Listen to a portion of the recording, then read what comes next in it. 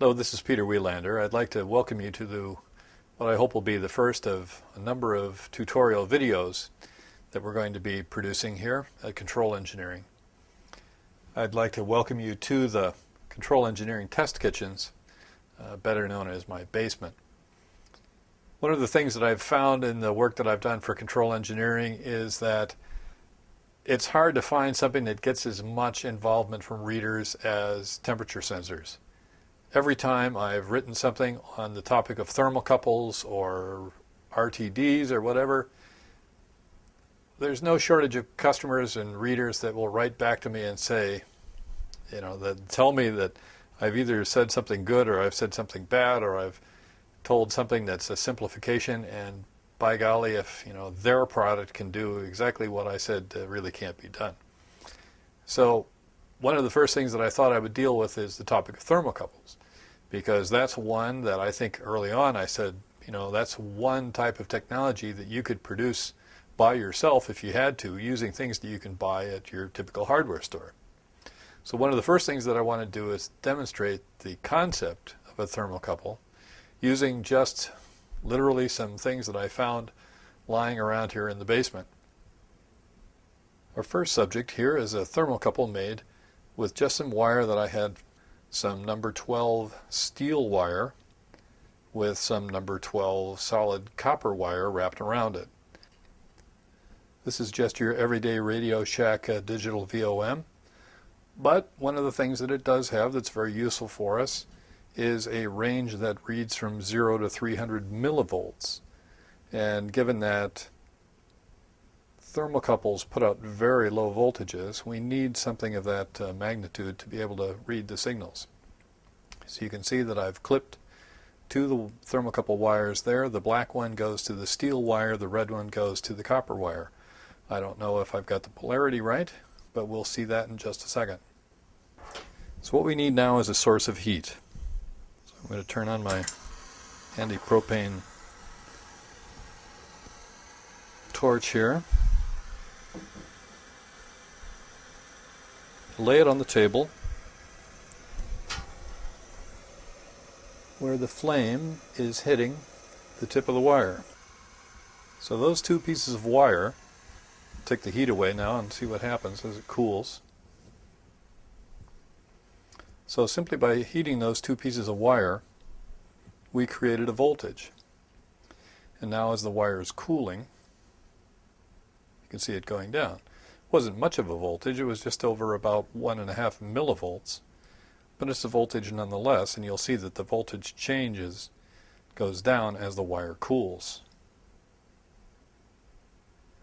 A thermocouple takes advantage of the effect that every kind of wire, every kind of metal does not have the same Seebeck effect, so that different materials will create a different voltage for the same temperature gradient.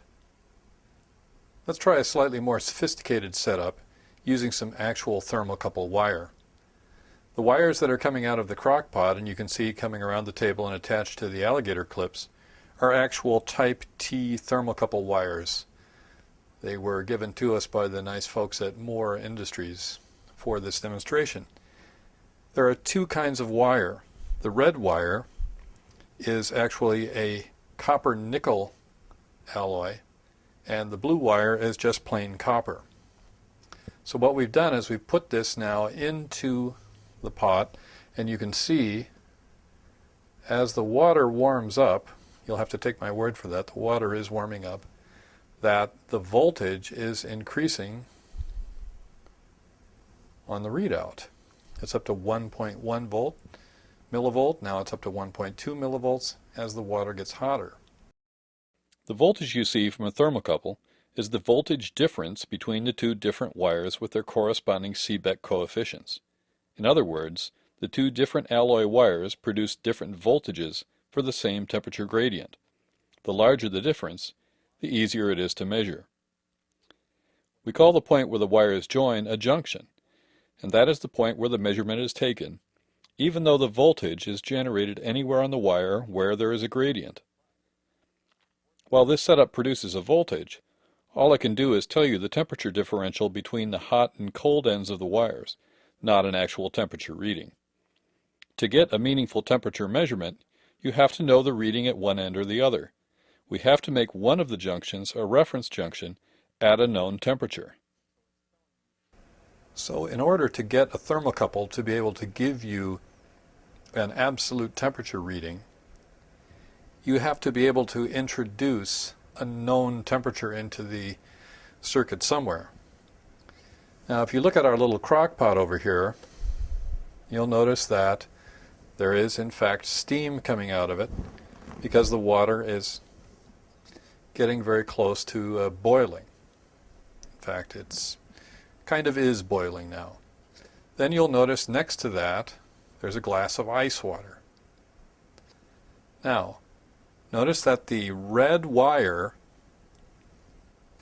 you can see here coming around there goes from the pot to the ice water. That's our copper nickel wire. The blue wire is this blue wire here is the copper wire, which goes to the alligator clip, and this white wire here is also copper wire, which goes to the other alligator clip. Then we're showing the reading on the VOM. We are up to 4 millivolts. With the water in the crock pot at a full boil and the other end of the wire in the ice water.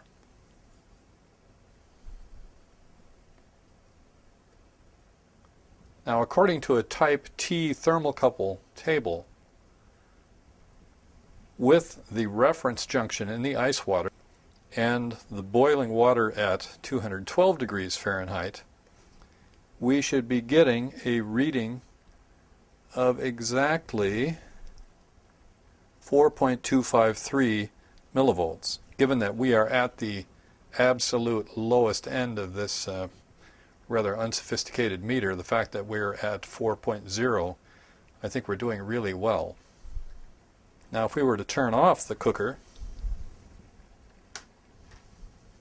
so let's leave this for a few minutes and come back and see what the voltage reading is. You can see it's already beginning to drop. Okay, so the water in a little crock pot has been cooling now for a little bit. So let's take a look and see what the voltage reading is now.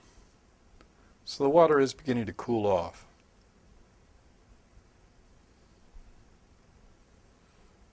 You can see it's still steaming a bit. It's hotter than I'd want to stick my finger in, but it has cooled off somewhat. The voltage reading will continue to fall along with the temperature. According to the chart now at 2.4 millivolts, our temperature should be somewhere in the vicinity of about 130 to 140 degrees. So that feels about right. I don't really want to plunge my hand in there, but it's not going to scald me either. This works, but obviously it wouldn't be practical in an actual field installation to have a cup of ice water as your reference junction. So in a typical I/O situation or in a thermocouple transmitter, you're going to use some other temperature device to provide the reference temperature, typically a thermistor in most applications. So let's put this to a little more practical use, even though it's a slightly rainy Memorial Day. 3.2 millivolts. Looks like we're almost done here. For Control Engineering, this is Peter Wielander, Process Industries Editor. Thanks for watching.